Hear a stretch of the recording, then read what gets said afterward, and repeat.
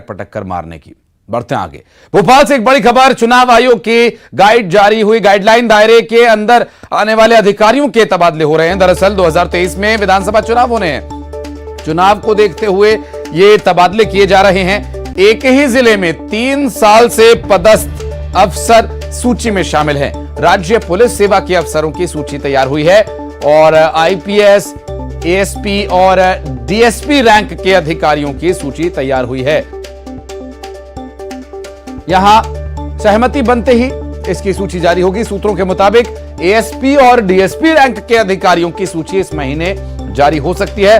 आधा दर्जन से ज्यादा आईपीएस अफसरों के नाम तबादला सूची में शामिल हैं। दरअसल डीआईजी सहित आधा दर्जन पुलिस अधीक्षक चुनाव आयोग गाइडलाइन में शामिल हैं। जुलाई में जारी होने वाली इस सूची के जिले के और जोन के पदस्थ आईपीएस अफसर, एसपी और डीएसपी रैंक के अफसर भी सूची में शामिल किए जाएंगे। जितेंद्र शर्मा हमारे साथ लगातार मौजूद हैं, उनसे बात करेंगे। जितेंद्र, जो चुनाव की तैयारियां चल रही हैं, सिर्फ राजनीतिक दल ही नहीं, चुनाव आयोग भी तैयारियों में जुटा हुआ है। क्या कुछ डिटेल्स मिल पा रही हैं? ये जो ट्रांसफर पोस्टिंग का मामला चल रहा है अभी?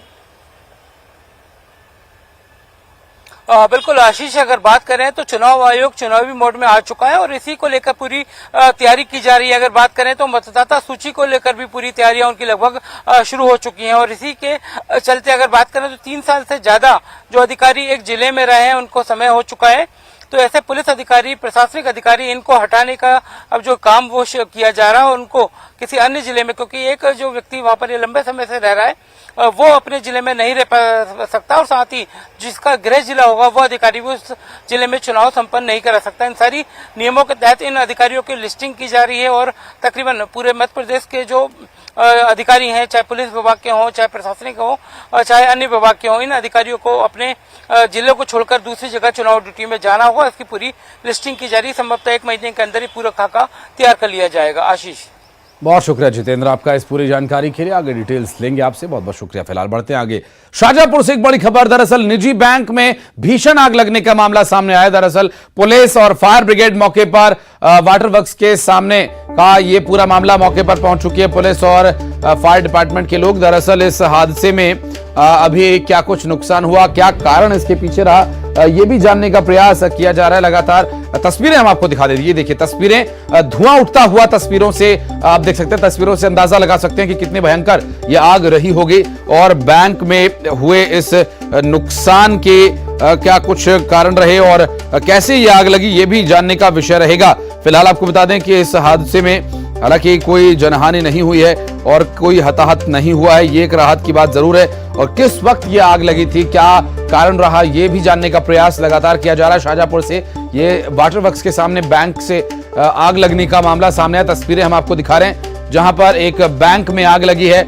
ये एक निजी बैंक है जिसमें आग लगने की दुर्घटना हुई है। पुलिस और फायर डिपार्टमेंट के लोग मौके पर पहुंच चुके हैं। वाटर वर्क्स के सामने का ये पूरा प्रकरण है और इस हादसे में कितना नुकसान हुआ है, क्या कुछ इसके पीछे कारण रहा, कैसे ये आग लगी, ये जानने का प्रयास किया जा रहा है लगातार। और हादसे के बाद की जो तस्वीरें हम आपको दिखा रहे हैं, आप देखकर अंदाजा लगा सकते हैं किस तरह से काला स्याह धुआं यहां से निकल रहा है और इस धुएं में बहुत मुश्किल होता है आग बुझाना। अब चूंकि सांस लेने में भी बहुत तकलीफ यहां पर होती है, इस धुएं की वजह से काफी परेशानी आग बुझाने के लिए मौके पर जुटे कर्मचारियों को हो रही है और पुलिस और फायर ब्रिगेड की टीम मौके पर पहुंची थी आग बुझाने के लिए।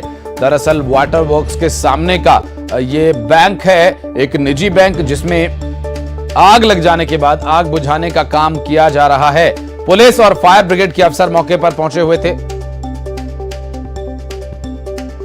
सुनील हचोरिया हमारे सहयोगी इस वक्त हमारे साथ हैं। सुनील, क्या पता चल पाया, कैसे आग लगी थी यहां? आशीष, देखिए फिलहाल आग लगने का कारण तो अज्ञात है, लेकिन प्रारंभिक तौर पर यह माना जा रहा है कि शॉर्ट सर्किट होने की वजह से आग लगी है। जो बैंक का सर्वर रूम होता है जहां से पूरे सिस्टम जो है, जहां पर इंटरनेट और बिजली सप्लाई होती है, उसमें आग लगी थी। उसके बाद पूरे परिसर में आग फैल गई। और आशीष, सबसे अहम बात की जहां पर ये पूरा बैंक का भवन है उसके आसपास 3 से 4 बड़े बैंक है, bank of Baroda, yes bank और जो दूसरे बैंक है वहां पर। तो इस वजह से एहतियात के तौर पर police, additional SP, SDOP, TI आए, सभी लोग मौके पर पहुंचे थे और कोशिश ये की जा रही थी कि आग को यहीं रोक लिया जाए ताकि आग बढ़े नहीं। और अच्छी बात ये रही कि 2 फायर ब्रिगेड की मदद से आग पर काबू पा लिया गया है। फिलहाल बैंक का स्टाफ और प्रबंधन मौके पर है और ये जायजा लेने की कोशिश कर रहा है कि इस आग से कितना नुकसान हुआ है। कब ये आग लगी थी करीब? आशीष, प्रारंभिक जानकारी ये है कि सुबह 6:30 बजे सबसे पहले ये आग देखी गई थी, उसके बाद तुरंत फायर ब्रिगेड मौके पर पहुंची थी। सबसे अच्छी बात की बहुत शुक्रिया आपका सुनील इस पूरे मामले पर जानकारी के लिए। और दुर्ग से अगली बड़ी खबर आपको बता दें, केंद्रीय गृह मंत्री अमित शाह 22 जून को दुर्ग आने वाले हैं और बीजेपी के महा जनसंपर्क अभियान में गृह मंत्री अमित शाह शामिल होंगे।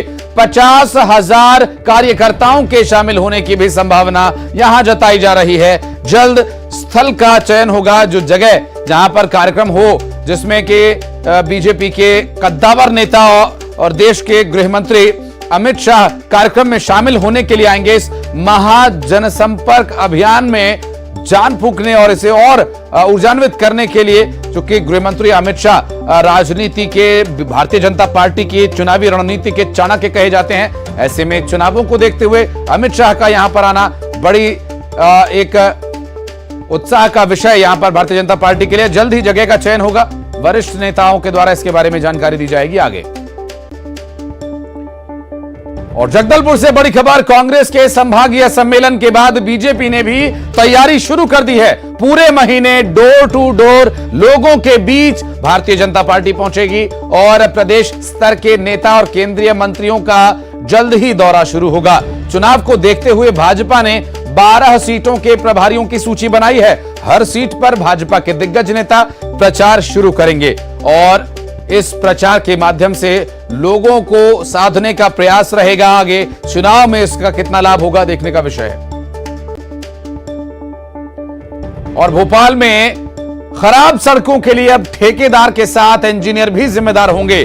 मरम्मत के काम को मुख्य अभियंता से लेकर उप यंत्री तक को देखना होगा। निगरानी के लिए साप्ताहिक निरीक्षण का कार्यक्रम बनाकर वरिष्ठ नागरिकों को भेजना होगा। विभाग के प्रमुख सचिव सुखबीर सिंह ने सभी वरिष्ठ अधिकारियों को निर्देश दिए हैं। और भोपाल से ये बड़ी खबर हम आपको बता रहे हैं, सड़कों का हाल दुरुस्त करने का काम। और एक छोटे से ब्रेक के लिए हम यहां पर, लेकिन आप कहीं मत जाइएगा, सुपर 10 लेकर फौरन होते हैं ब्रेक के बाद।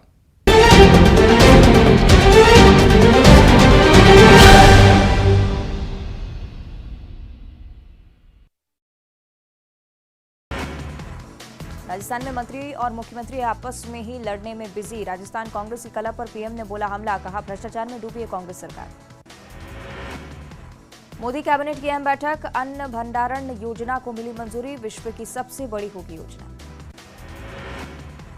मोदी कैबिनेट के फैसले को लेकर अनुराग ठाकुर ने प्रेस को किया संबोधित, अन्न भंडारण योजना की दी जानकारी।